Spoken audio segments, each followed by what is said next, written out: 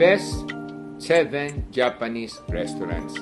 Yan naman po ang ating tatalakayin dito sa Dad ng Bayan. Ako nga po pala si Michael Sai, ang inyong Dad ng Bayan. Dad ng Bayan ay lagi niyong kakampi. Tutulungan ka at hindi hahayaang maapit.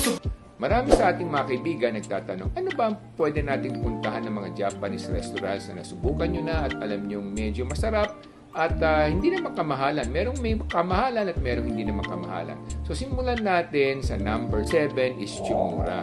Chumura, ito ay nasa Makati City at ito ay nasa pangalawang palapag ng isang building dito sa may Valero Street.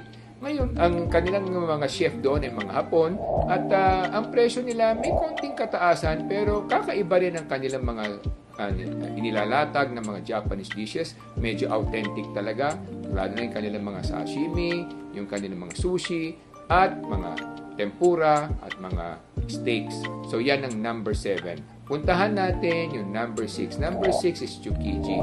Tsukiji naman, ito ay naitatagpa noong 1989. Nasa Makati rin ito, nasa may Arnaiz Avenue, at matagal na rin to. Ganun din, ang kanilang mga tagapagluto ay mga Hapon na mga chef, at saka marami rin silang mga kinikilalang dishes, at may kataasan din ng konti yung kanilang presyo. Pero tinatangkilik naman talaga ng mga mararaming may kaya at mga celebrities. Puntahan natin yung number 5. Yung number 5, medyo pang middle class at mas abot kaya mga presyo. Ito naman ay Boteju na marami na ring branches ngayon. Siguro mahigit kumulang may 50 na silang branches.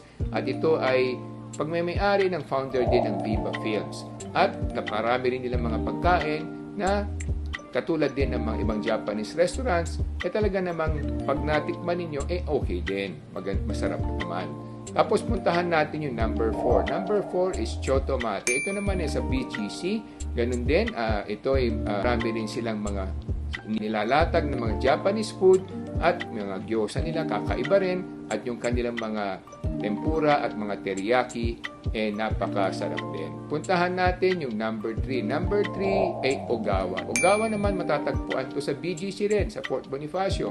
Ito naman ay pag-aari ni Mr. George Pua at ang kanilang chef dito ay Hapon din. Ganun din, marami silang mga grilled skewers, marami silang mga kakaibang mga yakisoba at kung ano-ano pa. At pati yung kanilang ice cream, kakaiba rin. Talaga naman unique siya. At ito'y tinatangkilik na rin ng maraming mga negosyante at mga profesional. Puntahan natin yung number 2. Number 2, ito ay matagal ng restaurant na kinikilala na rin.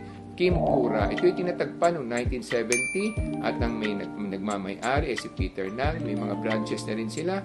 At ganun din, marami silang mga nilalatag na mga Japanese food na ang presyo naman okay naman at abot kaya rin. Hindi naman kamahalan.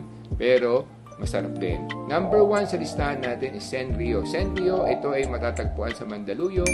Ganun din, meron silang mga kakaibang putahe din, pero masarap din ang kanilang mga inaalok na mga Japanese restaurant. At ito ay matatagpuan din sa Mandaluyong. Yan lamang po mga kabayan. Ito po si Michael Sai, ang inyong Dad ng Bayan.